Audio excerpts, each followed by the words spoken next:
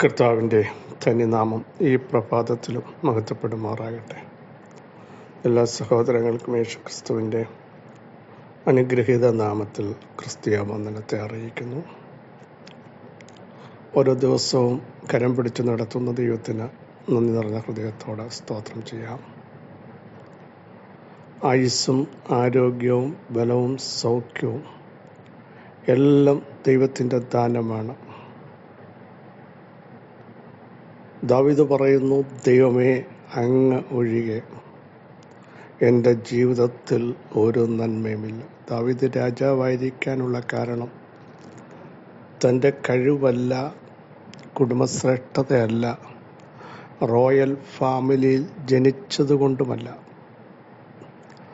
സഹോദരന്മാരുടെ ഇടയിൽ ഏറ്റവും ചെറുതായി മാറ്റി നിർത്തപ്പെട്ട ദാവീദ് അഭിഷേക തൈലം ഒഴിക്കാൻ വന്നപ്പോഴും ആ സമയത്ത് ദാവീദ് അവിടെ ഇല്ലായിരുന്നു. എല്ലാവരും ആയോ എന്ന് ശമൂവേൽ ചോദിച്ചപ്പോൾ ഒരുവനുണ്ട്, അവൻ കാട്ടിലാണ്. പക്ഷെ നിന്റെ മേൽ അഭിഷേകമുണ്ടോ, വാഗ്ദത്തമുണ്ടോ?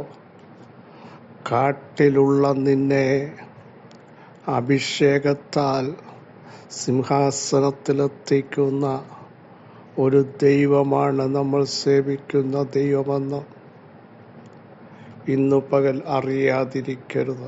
സ്തോത്രം. അഭിഷേകമുള്ളവൻ കാട്ടിലായാലും അവനെ വരുത്തേണ്ടിടത്ത് ദൈവം വരുത്തും. ആര് മാറ്റി നിർത്തിയാലും ആര് മറന്നാലും എൻ്റെ ദൈവം മറക്കത്തില്ല കേട്ടോ. വാഗ്ദത്തമുള്ളവൻ സമുദ്രത്തിൻ്റെ അറ്റത്ത് എന്ന് പാർത്താലും പത്മോസിൻ്റെ അകത്തായിരുന്നാലും അവൻ്റെ മേലുള്ള ദൈവനിയോഗം തടയപ്പെടാൻ ഒരു ശക്തിയെയും ദൈവം അനുവദിക്കത്തില്ല. കാരണം അടുത്ത ജനറേഷന് സ്വർഗത്തിൻ്റെ പ്ലാൻ, വെളിപ്പാടുകൾ പുറത്തു കൊണ്ടുവരാൻ എനിക്കൊരു യോഹന്നാനെ ഉപയോഗിക്കണം.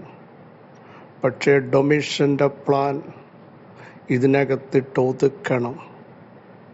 എന്നാൽ കർത്താവിൻ്റെ പ്ലാൻ മാത്രമേ നിവർത്തീകരിക്കത്തുള്ളൂ എന്ന് പരിശുദ്ധാത്മാവിൽ സന്ദേശമറിയിക്കുന്നു.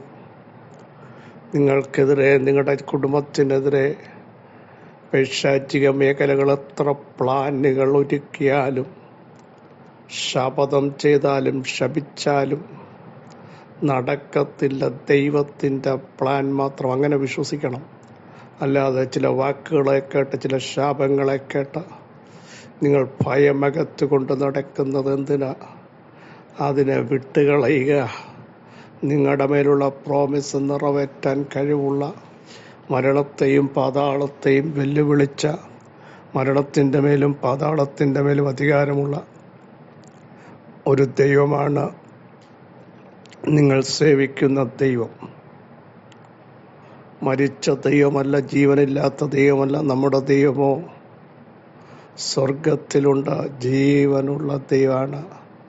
സ്വർഗം അവിടുത്തെ സിംഹാസനം, ഭൂമി അവിടുത്തെ പാദപീഠമാകിയാൽ അവിടുത്തേക്ക് നമുക്ക് നന്ദി നിറഞ്ഞ ഹൃദയത്തോടെ സ്തോത്രം ചെയ്ത് ദൈവത്തെ ആരാധിക്കാം.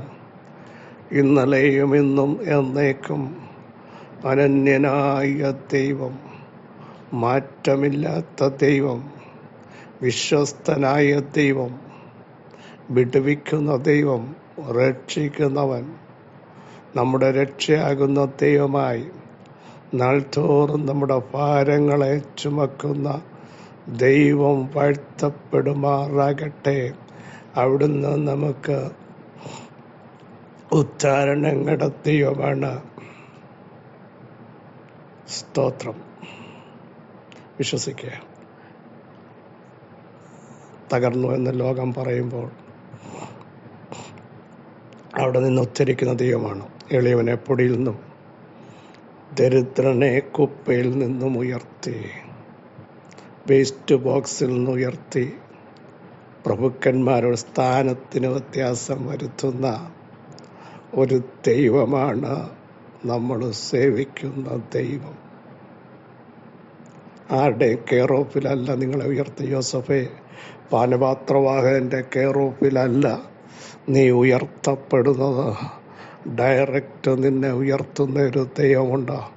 നീ ഫലപ്രദമായൊരു മുന്തിരിവള്ളിയാ. സ്തോത്രം. മൊർദെഖായി ആരുടെയും കെയറോഫിലല്ല. നിന്നെ തക്ക സമയത്ത് ഉയർത്തുമ്പോൾ ദേശത്ത് നീ ഒരടയാളമായി മാറാൻ പോകുകയാണ്. അല്പസമയത്തെ ചിന്തയ്ക്കായി 97-ാം സങ്കീർത്തനം 3-ാം വാക്യം. തീ അവന് മുമ്പായി കടന്നു പോകുന്നു, ചുറ്റുമുള്ള അവൻ്റെ വൈരികളെ ദഹിപ്പിക്കുന്നു. യഹോവ വാഴുമ്പോൾ ഭൂമി ഘോഷിച്ചാനന്ദിക്കുന്നു എന്ന് തുടങ്ങുന്ന സങ്കീർത്തനം ഇവിടെ പറയുന്നു. തീ പുറപ്പെടുന്നു. പ്രിയരെ, ദഹിപ്പിക്കേണ്ടതിനെ ദഹിപ്പിക്കാൻ അവിടുന്ന് തീയായി പുറപ്പെടുന്ന ദൈവമാണ്. തൻ്റെ ജനത്തോട് ദൈവം പറയുകയാണ്, നിങ്ങൾ വലിപ്പമുള്ള പൊക്കമുള്ള വലിയ ശക്തികളെ നേരിടാൻ പോകുകയാണ്. അനാക്യ ശക്തികളുടെ മുമ്പാകെ ആര് നിൽക്കുന്നു എന്ന പഴഞ്ചൊല്ല് നിങ്ങൾ കേട്ടിരിക്കുന്നു. പക്ഷേ ദൈവം പറയുകയാണ്, നിങ്ങളുടെ ദൈവമായ ഞാൻ ദഹിപ്പിക്കുന്ന അഗ്നിയായി നിങ്ങൾക്ക് മുമ്പായി പുറപ്പെടുകയാണ്. ഏത് ശക്തിയെയും ദഹിപ്പിക്കുവാൻ, ഉരുക്കേണ്ടതിനെ ഉരുക്കുവാൻ ഇന്നു പകൽ നമുക്കെങ്ങനെ ഫേസ് ചെയ്യാൻ കഴിയുമെന്ന് ചിന്തിക്കുന്ന വിഷയത്തിന് മുമ്പാകെ ഒരുവൻ നിനക്ക് മുമ്പായി ഈ പ്രഭാതത്തിൽ പുറപ്പെട്ടിട്ടുണ്ട്. നിന്റെ വിഷയം മല പോലെയാണ്, പക്ഷെ ദൈവം അതിനെ ഉരുക്കും. കുന്നുകൾ പോലെയാണ്. കുന്നുകളെ ഉരുക്കുന്ന ദൈവം ഇന്നു പകൽ വിളിച്ചു പറയുന്നു, ഞാൻ നിനക്ക് മുൻപായി പുറപ്പെടുകയാണ്. Praise the Lord. ഹല്ലേലൂയ. തീങ്കൽ ചുള്ളി കത്തിമാറുന്നത് പോലെ ചില ദുഷ്ടശക്തികൾ ദൈവം എഴുന്നേൽക്കുമ്പോൾ ആ തീയുടെ ശക്തിയാൽ ചിലത് കത്തിമാറുകയാണ്. 68-ാം സങ്കീർത്തനത്തിൽ പറയുന്നു, ദൈവം എഴുന്നേൽക്കുന്നു, ശത്രുക്കൾ ചിതറുന്നു. തീങ്കൽ മെഴുകുരുകുന്നത് പോലെ ദുഷ്ടശക്തികൾ തൻ്റെ ജനത്തിൻ്റെ നെടുവീർപ്പിന്, തൻ്റെ ജനത്തിൻ്റെ പ്രാർത്ഥനയ്ക്ക് ഉത്തരമായി ദൈവം എഴുന്നേൽക്കുമ്പോൾ ചിലത് ഉരുകിപ്പോകുകയാണ്. വചനത്തിൻ്റെ ശക്തിയാൽ വചനമയച്ച് നീ അവയെ ഉരുക്കുന്നു എന്ന് തിരുവെഴുത്തിൽ വായിക്കുന്നു. നിങ്ങൾക്ക് വിരോധമായി നിൽക്കുന്ന ശക്തികളെ ദൈവത്തിൻ്റെ വചനം ആകുന്ന തീ, ദൈവത്തിൻ്റെ വചനം പാറയെ തകർക്കുന്ന ചുറ്റികയായിരിക്കുമ്പോൾ തന്നെ ഇത് തീയാണ്. ഈ ദൈവ സാന്നിധ്യം, ഈ പരിശുദ്ധാത്മാവിൻ്റെ അനോയിന്റിങ് ഇന്ന് പകൽ ഏറ്റെടുക്കോ. അങ്ങനെയെങ്കിൽ ചിലത് ഉരുകി മാറാൻ പോകുക. നിങ്ങളുടെ ശരീരത്തിൽ വ്യാപരിക്കുന്ന ചില രോഗബന്ധനങ്ങൾ, ചില വൈതരണികൾ, കടക്കുവാൻ കഴിയാതെ നിങ്ങളെ അലട്ടുന്ന ചില ദുഷ്ടശക്തികൾ നസറേനായ യേശുവിൻ്റെ നാമത്തിൽ ഇന്ന് പകൽ ഉരുകാൻ പോകുക. നിങ്ങൾക്ക് മുമ്പായി ദൈവം ഒരു തീയായി പുറപ്പെടുക. നമുക്കറിയാം, ന്യൂ ടെസ്റ്റ്മെന്റിൽ വായിക്കുന്നു വളരെ ശ്രദ്ധേയമായ വാക്യം. അവർ ഒരുമിച്ച് കൂടി 120 പേർ മാളിക മുറിയിൽ. അഗ്നിജാല പോലെ പിളർന്ന നാവുകൾ, നാവിനെ ദൈവം അഗ്നിജാല പോലെയാക്കുകയാണ്. എന്തിനാണെന്നറിയാമോ? നീ കമാൻഡ് ചെയ്യുമ്പോൾ, നീ കൽപ്പിക്കുമ്പോൾ, നിന്റെ നാവ് കൊണ്ട് ആജ്ഞാപിക്കുമ്പോൾ ചിലത് ഇന്ന് പകൽ ഉരുകി മാറണം. നിന്റെ തലമുറയ്ക്കെതിരെ നിൽക്കുന്ന, നിന്റെ കുടുംബജീവിതത്തിനെതിരെ നിൽക്കുന്ന, ദൈവസഭകൾക്കെതിരെ നിൽക്കുന്ന ദേശാധിപതി ശക്തികൾ, വെല്ലുവിളികൾ, ആഭിചാരങ്ങൾ, മന്ത്രവാദങ്ങൾ, ഇതിനെ കണ്ട് പിന്നോട്ട് പോകരുത്. നിരാശപ്പെടരുത്. കൂടെ നിന്റെ സ്വസ്ഥതയെ കെടുത്തുന്ന ദുഷ്ടശക്തികളെ കണ്ട് നീ പരിഭ്രമിക്കരുത്. നിന്റെ തലമുറകളെ ഒതുക്കാൻ നിൽക്കുന്ന, നിന്റെ വിരുദിനെ തെറ്റിക്കാൻ ശ്രമിക്കുന്ന, നിന്റെ ശാരീരികമായി ഒതുക്കുന്ന മണ്ഡലങ്ങളെ കണ്ട് നിരാശപ്പെടാതെ നിന്റെ നാവിനെ ദൈവം ഒരഗ്നിയാക്കി മാറ്റാൻ പോകുകയാണ്. യേശുവിൻ്റെ നാമത്തിൽ നിന്റെ നാവിനെ മൂർച്ചയുള്ള ഒരു അമ്പാക്കാൻ പോകുക. ചിലയിടത്ത് നിന്ന് പതിക്കാൻ പോകുക, ചിലയിടത്ത് നിന്ന് കൊള്ളാൻ പോകുക, ചിലത് വെട്ടേറ്റ് വീഴാൻ പോകുക. യേശുവിൻ്റെ നാമത്തിൽ ഇന്ന് പകൽ അധികാരം തൻ്റെ ജനം ഏറ്റെടുക്കൂ. നാവ് കൊണ്ട് നിങ്ങൾ കൽപ്പിക്കൂ. ചിലത് ഉരുകേണ്ടത് ഉരുകാൻ പോകുക. അതേ നാവിനകത്ത് അധികാരം വന്നാൽ സൂര്യനോടും ചന്ദ്രനോടും നിശ്ചലമാകാൻ പറയാനുള്ള അഗ്നിയുടെ അഭിഷേകം, അധികാരം ദൈവം നിങ്ങളുടെ നാവിന്മേൽ തരിക. അഗ്നിജാല പോലെ പിളർന്ന നാവുകൾ, പ്രത്യക്ഷമാകുന്ന നാവുകൾ ഇന്ന് പകൽ ഒരടയാളമായി മാറട്ടെ. നിങ്ങളുടെ നാവ് കൊണ്ട് നിങ്ങൾ കൽപ്പിക്കൂ. അധികാരത്തിൻ്റെ ശക്തി വ്യാപരിക്കട്ടെ യേശുവിൻ്റെ നാമത്തിൽ. യേശുവിലെ രോഗബന്ധനങ്ങൾ പറ അതെൻ്റെ ശരീരത്തിൽ നിന്ന് ഉരുകി പോകട്ടെ. മുമ്പോട്ട് വിടത്തില്ലെന്ന് വാദിക്കുന്ന ശക്തമായ ചില വെല്ലുവിളികൾ നിങ്ങൾ ഈ നാവിനാൽ കൽപ്പിക്കപ്പെടും. അത് മാറിപ്പോകുന്ന പകൽക്കാലമാണ്. യേശുവിൻ്റെ നാമത്തിൽ, യേശുവിൻ്റെ നാമത്തിൽ, യേശുവിൻ്റെ നാമത്തിൽ സ്തോത്രം ചെയ്യൂ. നാവിനെ നിങ്ങൾ വിട്ടുകൊടുക്കൂ. ദൈവസാന്നിധ്യം ഒന്ന് പ്രാർത്ഥിക്കർത്താവ് എൻ്റെ നാവിനെ അധികാരപ്പെടുത്തണമേ. മറ്റാരുടെയും സഹായം വേണ്ട. നിങ്ങളുടെ നാവിന്മേൽ ദൈവശക്തി ഇറങ്ങാൻ പ്രാർത്ഥിക്കൂ. കർത്താവ് അധികാരം നൽകിയിട്ടുണ്ട്. യേശുവിൻ്റെ നാമത്തിൽ നിങ്ങൾ കൽപ്പിക്കൂ. വെള്ളിയും പൊന്നും എനിക്കില്ല എന്ന് പറഞ്ഞ ആ നാവിൻ്റെ അധികാരത്തിൽ പത്രോസും യോഹന്നാനും പറഞ്ഞു, നേസന യേശുവിൻ്റെ നാമത്തിൽ നടക്കാൻ പറഞ്ഞപ്പോൾ ആ നാമത്തിൻ്റെ ശക്തി അവരുടെ ആചാരത്തിൽ നിന്ന് പുറപ്പെട്ടപ്പോൾ 40 വർഷം എഴുന്നേൽക്കാൻ പറ്റാത്ത ചാടി എഴുന്നേറ്റ് കുതിച്ചെങ്കിൽ ഇന്ന് പകരം അധികാരത്തിൻ്റെ ശക്തി വ്യാപരിക്കട്ടെ. തീ അവന് മുമ്പായി പുറപ്പെടുന്നു. ദഹിപ്പിക്കാൻ പോകുക, ചിലതിനെ ഉരുക്കാൻ പോകുക, ചിലത് കരിയാൻ പോകുക, ചിലത് ചാമ്പലാകാൻ പോകുക.